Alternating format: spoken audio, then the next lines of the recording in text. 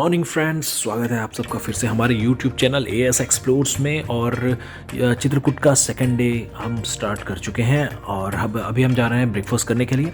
वहाँ से रामघाट चौक के पास ब्रेकफास्ट करने के बाद हम वहाँ से कोई ऑटो या कोई कैब दिन भर के लिए करेंगे और घूमेंगे आसपास की जगह। हमारा सेकंड डे है कल ऑफिशियली, तो हम सेकंड हाफ से पहुँचे थे। सो बहुत ज़्यादा एक्सप्लोर करने के लिए यहाँ पे था नहीं, तो रामघाट हम लोगों ने एक्सप्लोर करने की कोशिश करी। और आज दिन की शुरुआत हम यहाँ से कर रहे हैं जहाँ से कल हमने अपने डे का एंड किया था। तो ब्रेकफास्ट करने के लिए हम लोग यहाँ पर आए हुए हैं। और ऐसा यहाँ लोकल फूड के नाम से कोई बहुत ज़्यादा वैरायटी नहीं है। सो हम लोगों ने यहाँ पे जो भी ब्रेकफास्ट अवेलेबल है, आलू का पराठा, वही ऑर्डर किया है एंड वो आ गया। तो चलिए देखते हैं कैसा है। आलू मटर की सब्जी, दही, अच्छी क्वालिटी की दही लग रही है, और ये है आलू का पराठा। चलो देखते हैं कैसा है। पराठा बहुत गर्म है, तो हम लोग पहले सब्जी टेस्ट करके देखते हैं कैसा है।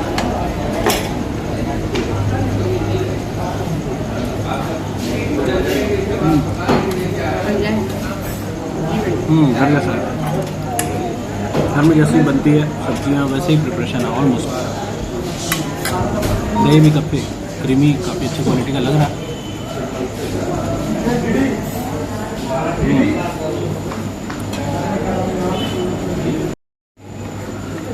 पराठे के बीच में उबले हुए आलू की स्टफिंग है।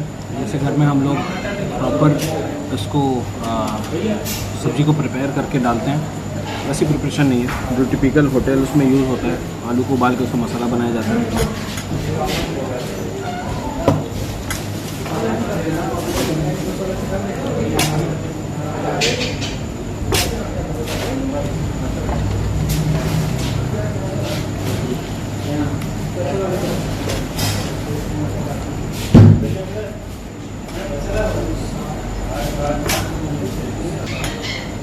ले भाई, एक एक पराठा और आ गया हमारा।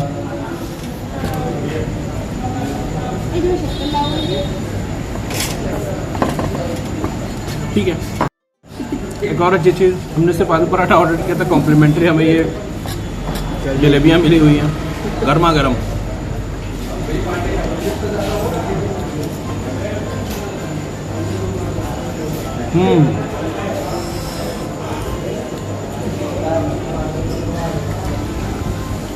बहुत ही क्रिस्पी, अच्छी जलेबी। एक और जलेबी।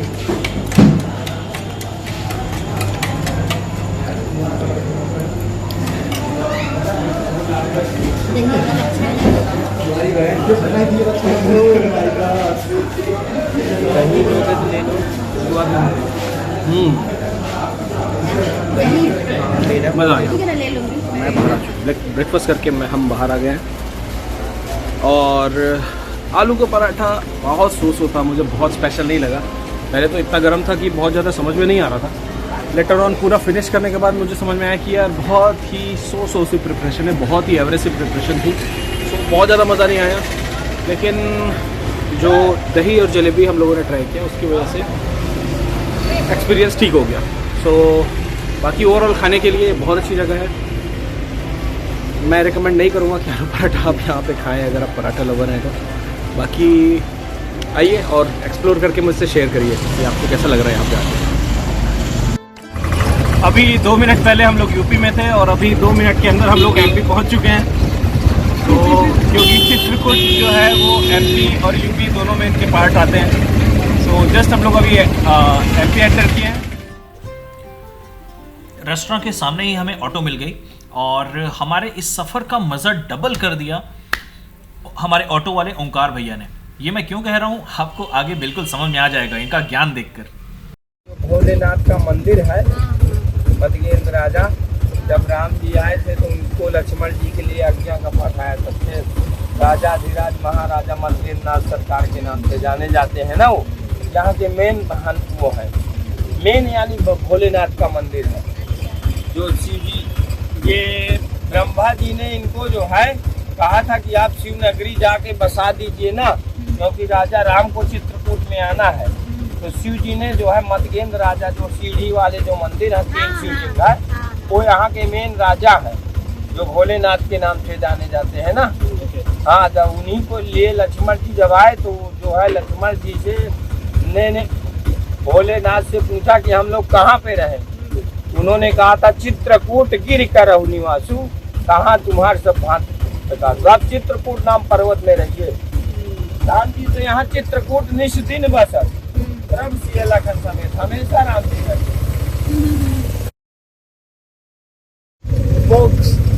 ये वही पुल है जिसको कल हम लोगों ने नीचे से देखा था बोट में होते हुए, और अभी हम बोट के ऊपर आ चुके हैं। पहले हम यूपी में थे, अभी इसको एमपी से देख रहे हैं। ये माँ मंदाकिनी गंगा है जो माता सीता की निकाली हुई है। धार नाम मंदाकिनी सब कुछ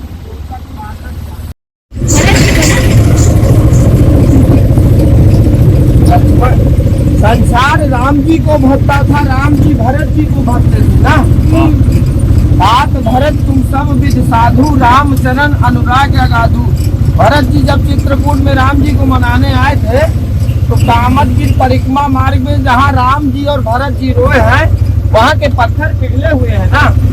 जब माता जानकी चलती थी तो उनकी कोमलता को देखकर कई जगह चित्रकूट में पत्थर पिघले हुए। ये माता वनदेवी मैया का जो है स्थान है। मतलब सीता माता ना। हाँ, दर्शन करना हो 1 मिनट कर लीजिए। वनदेवी उन्हीं को कहते हैं। रुकिए साहब, थोड़ा सामने बैठ जाइए यहाँ पे। देखिए ऐसा है, यहीं पे हम लोग संत सेवा करते हैं। सीता जी का ओरिजिनल चरण चिन्ह है ना यहाँ पे। अच्छा। ओरिजिनल कोमल चलत वैदेही की कोमलता को देखकर कई जगह चित्रकूट में पत्थर पिघले हुए। देखिए जब माता जानकी चलती थी उनकी कोमलता को देखकर कई जगह पत्थर पिघले हुए। जब राम जी को वनवास हुआ था ना दीदी, तो ये कहा गया था कि वन के देवी और वन के देवता ही तुम्हारे साथ रहेंगे ना। 14 साल के वन देवी वन देव उदारा यहाँ पे माता जानकी के साथ आए थे सन 75 से कीर्तन होता है 24 घंटा। अच्छा। इसमें 20 महात्मा 24 घंटा 3-3 घंटे की ड्यूटी करते हैं। आश्रम है, संतों का आश्रम, संग राम जानकी का मंदिर है और माता वनदेवी का मंदिर। गुरु जी 112 साल के संत हैं यहाँ जो है अभी तो वर्तमान में जो है वो है, और माता जी का जो पूरा संत निवास है।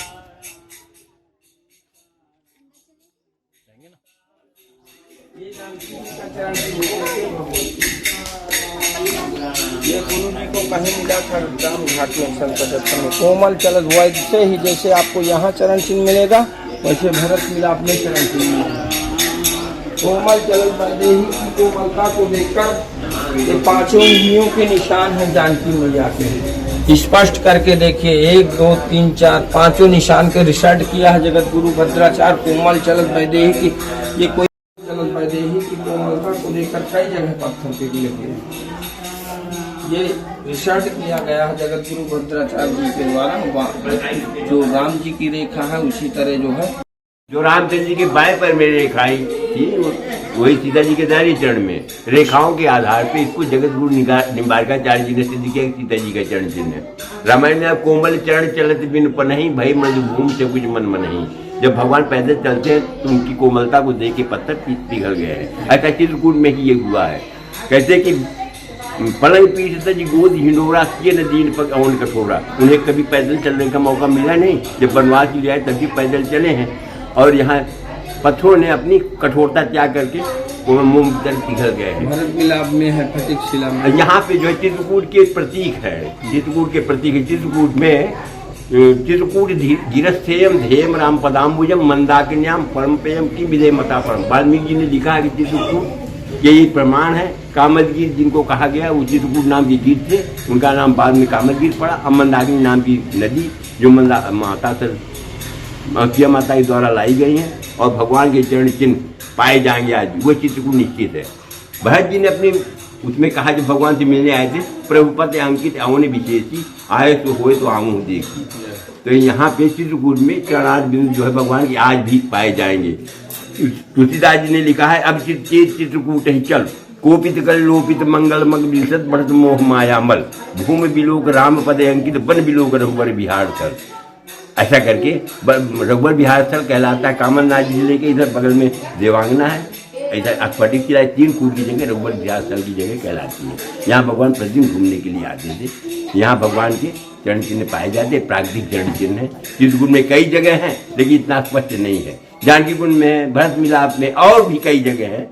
भरत मिलाप में राम भरत मिलाप जब मिलन हुआ है तो उनकी मिलन को देख करके पत्थर पिघले हुए हैं, वहाँ भी प्रमाण है। लेकिन अब हजारों वर्ष मैदान में है इसलिए थोड़ा उधित पिट गया। अब ये हाल की मिली हुई चीज़ है। ये संवत 2006 में प्राप्त हुआ, माघ शुक्ला पूर्णिमा संवत 2006 में प्राप्त हुआ। ये करीब 72 वर्ष इसको प्राप्त हुआ है, इसलिए हाल की मिली हुई चीज़ है, स्पष्ट है। ये इसके पहले जब शुरू में और ज़्यादा इसमें प्रकाश था, लेकिन अब आज जो है ये थोड़ा सा खुले मैदान में है तो हवा है। जय श्री राम।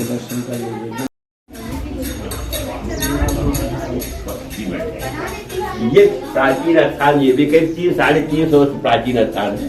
इनका नाम वनदेवी द्वारा कंठे सात चतुर्संचारा पितु वनदेव मातु वनदेवी खगमय चरण सरोरु देवी। ये रामायण में लिखा हुआ है। इसको महेश योगी ने खोज किया है कि माता सती का जो है और आगे हो जाओ, बत्ती नहीं जलती क्यों? बत्ती नहीं चली। माता सती के जब अंग इधर उधर गिरे हैं तो 52 जगह पे उनके अंग गिरे हुए, उनमें एक अंग जो है दाहिना बक्षस्थल यहाँ भी गिरा हुआ है। ये शिवानी देवी, वन देवी, वन दुर्गा करके इनके नाम है। ये शक्तिपीठों में भी आता है। इसी को चौपाई में तुलसीदास जी ने लिखा है, वन देवी वन देव द्वारा कहे सात चतुर संसारा। माता कौशल्या जी के वचन है। जब माता कौशल्या जाने लगी वापस अयोध्या, जब भगवान को मनाने के लिए आए थे पहले तीनों माताएं, गुरुवशी, जनक, पुरवासी और पुरवासी, तो यहाँ से माता कौशल्या ने अपने इनकी सुपुर्द करके अपने उनको कि भाई 14 वर्ष तक यहाँ पे रहेंगे, आप इनको हमारी बहू को अच्छी तरह शिक्षा दीक्षा देते रहे। जैसे माता अंकिया ने दिव्य वचन भूषण पहराए, इस तरह से सती जी ने भी, माता अंकिया जी ने भी उनको ज्ञान दिया है। माता दुर्गा जी में, वन दुर्गा ने भी शिक्षित दिया है। ऐसा इसका प्रमाण पाया। ये प्राचीन स्थान है, करीब 3-3.5 वर्ष प्राचीन स्थान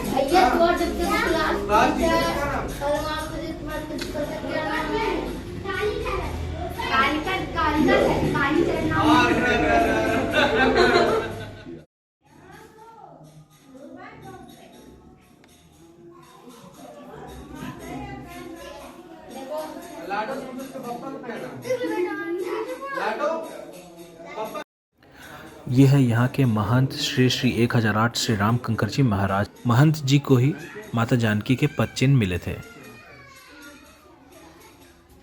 और यह है इनकी खड़ाऊ।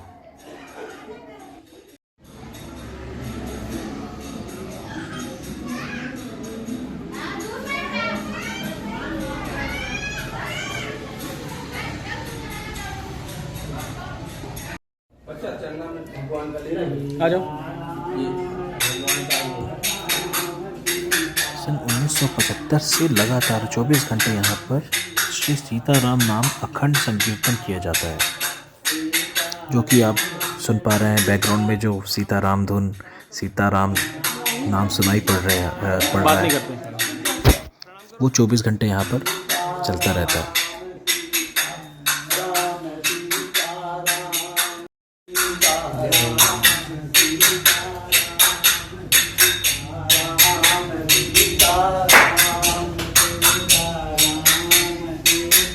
आप यहाँ पे? हमको बहुत ना हो गया, 20 साल हो गया। अच्छा, और महंत जी? ये तो इनका शरीर हो गया। अच्छा, ये बहुत खाने वाला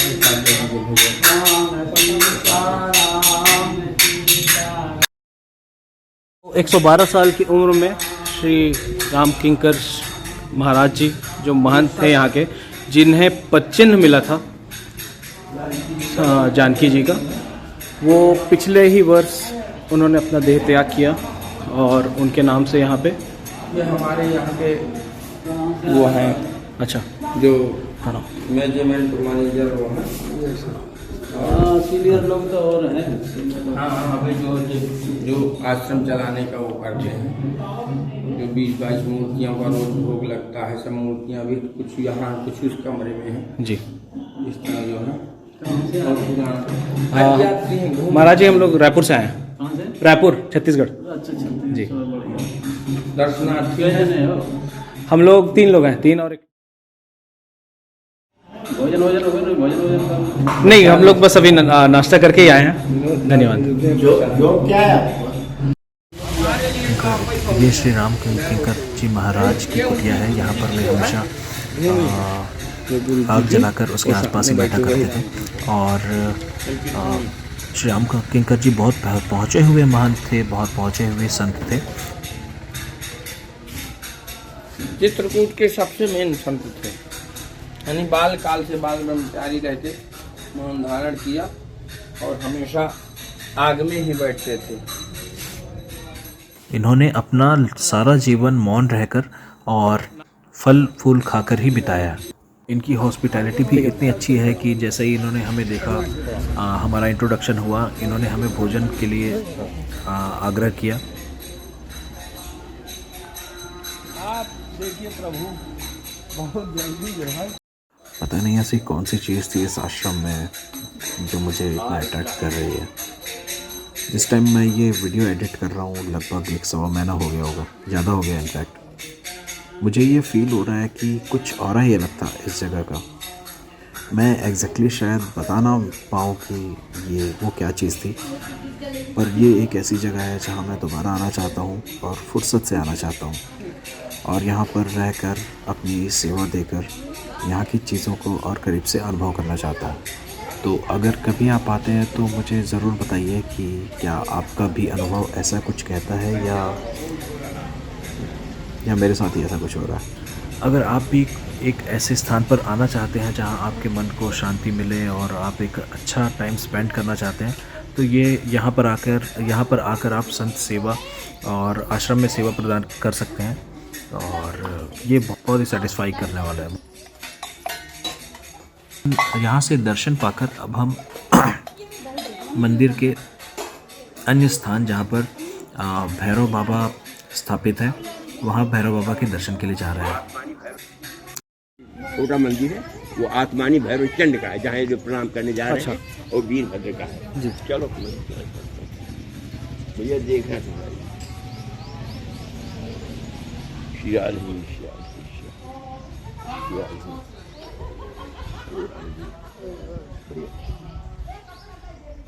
ये जो है भैरव, आसमानी भैरव चंड और ये वीरभद्र जी।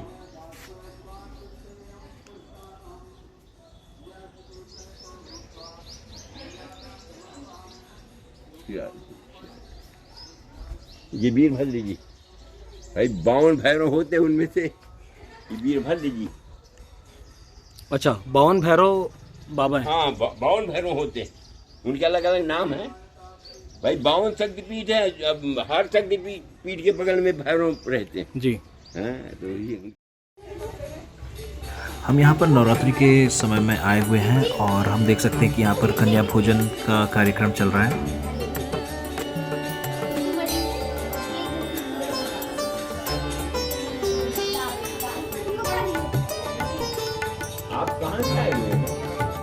इस बहुत ही सेटिस्फाइंग विजिट के बाद अब हम हनुमान धारा जा रहे हैं।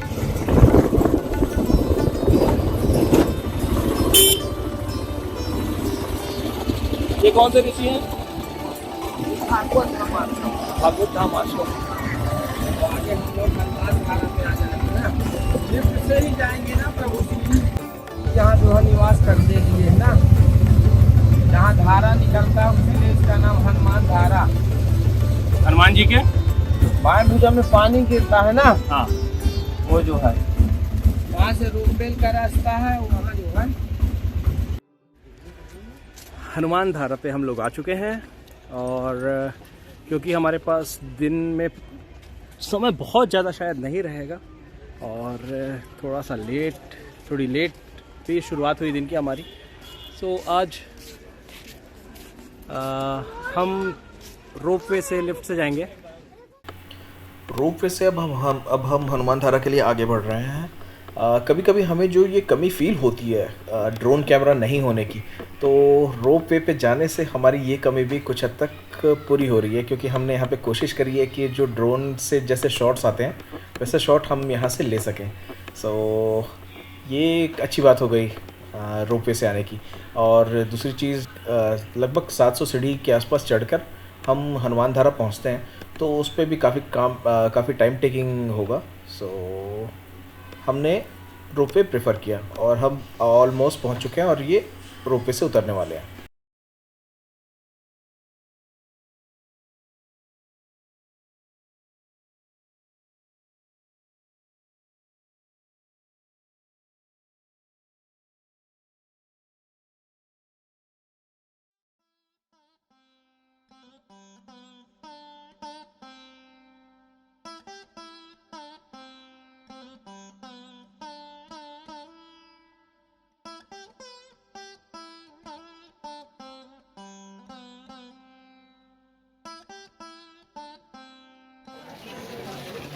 हम हनुमान धारा पहुंच चुके हैं और ये जो आप पानी का बहाव दिख रहे हैं ये हनुमान धारा का ही पानी है। और हमें ऑटो वाले ओंकार भैया ने स्पेशली कहा था कि आप ऊपर जाएं तो ज़रूर बॉटल में पानी भर लें या आप वहाँ का पानी ज़रूर पी के देखें, क्योंकि यहाँ का पानी बहुत ही ज़्यादा मीठा है। आइए ऊपर हनुमान जी के दर्शन के लिए चलते हैं और महंत जी से जानते हैं कि क्या है यहाँ की कहानी। सखाओं को बुला के वरदान दिए और विदा किया। बाद में हनुमान जी को बुलाए, फिर बोले हनुमान आपका उपकार मेरे ऊपर बहुत है, आप क्या चाहते हैं? तो कहे प्रभु मैं आपके साथ चलूँगा। तो न कहीं नहीं कहा ऐसा नहीं है, ऐसा आप हमारे साथ चलेंगे तो सृष्टि का क्या होगा, इसलिए आपको यहीं कलयुग में रहना है सृष्टि की रक्षा के लिए। तो राम जी से शांति मांगा था हनुमान जी ने। उनके लंका जलाने की शरीर की गर्मी व ज्वाला शांत नहीं हो रही थी, तब राम जी से हनुमान जी ने शांति मांगा था। तब बाढ़ के द्वारा धारा निकाला हनुमान श्री राम जी ने उनकी शांति के लिए। वो ये धारा पहाड़ के ऊपर हनुमान जी के गिर रही थी, बगल से का गिर रहे हैं, साइड से श्रृंगार खराब हो जाते, इसलिए वो हनुमान धारा। उसके आने का कोई पता नहीं है, न जाने का पता नहीं। आप जाएंगे वहाँ दर्शन कर लेंगे, एक मुख्य जगह है हनुमान जी।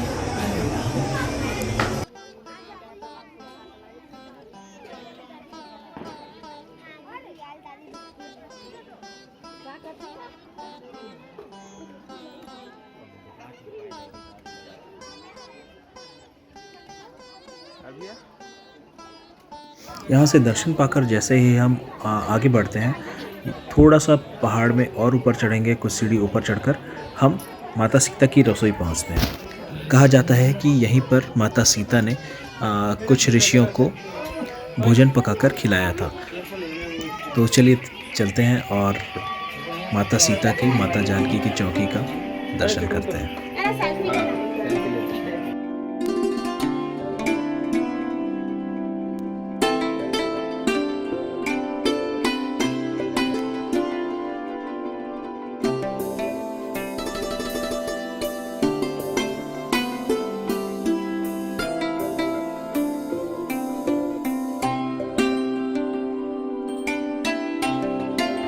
हनुमान धारा से निकलकर अब हम आगे बढ़ रहे हैं आज श्री जानकी कुंड के दर्शन के लिए।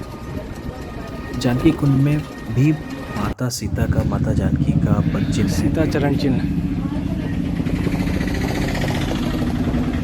कौन सी जगह महाराज जी? जानकी कुंड। जानकी कुंड के एंट्रेंस पे जैसे ही हम आते हैं, यहाँ पे हमें श्री राम दरबार मंदिर और यहाँ पे श्री राधा कृष्ण जी का मंदिर भी सामने में ही हम यहाँ पे एंटर करते हैं।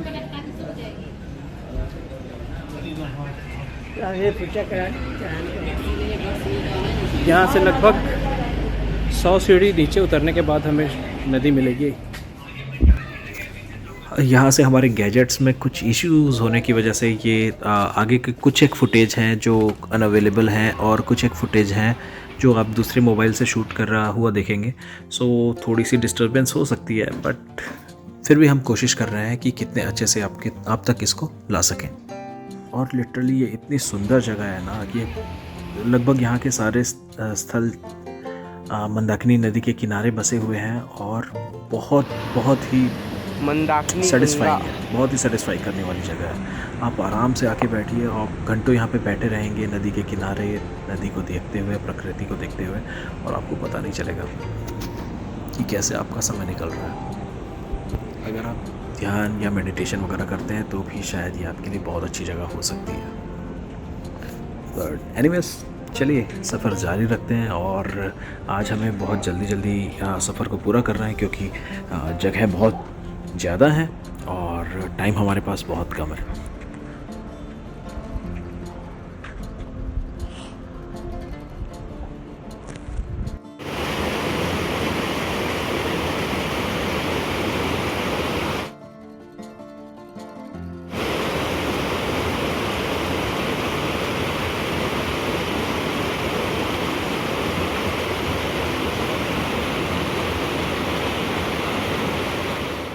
जानकी कुंड से दर्शन पाकर अब हम स्फटिक शिला देखने के लिए जा रहे हैं और वहाँ पंडित जी से सुनते हैं कि वहाँ की क्या कहानी है।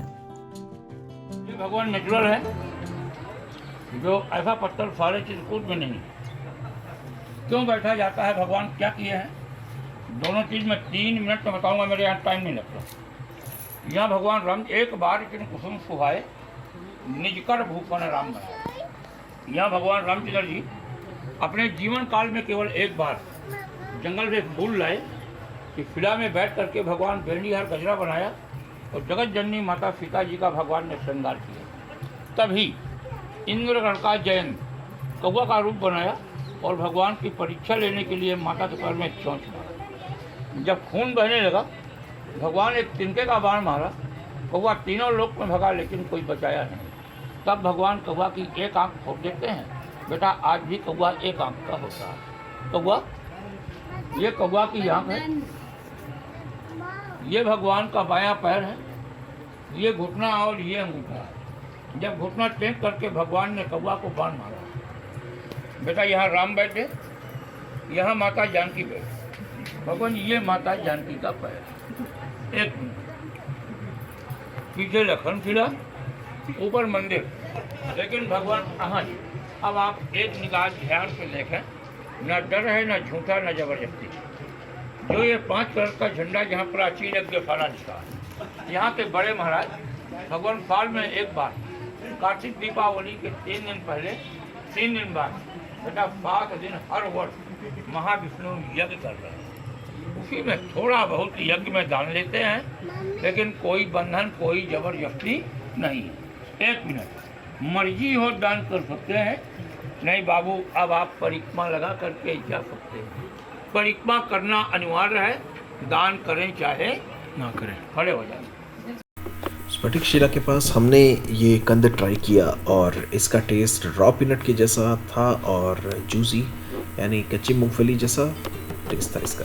स्फटिक शिला से निकलकर अब हम श्री राम दर्शन के लिए आ गए हैं और अनफॉर्चुनेटली यहाँ पर mobile phones and photography allowed नहीं है। दर्शन कर बाहर आते हैं और आपसे शेयर करते हैं कि अंदर का एक्सपीरियंस कैसा रहा।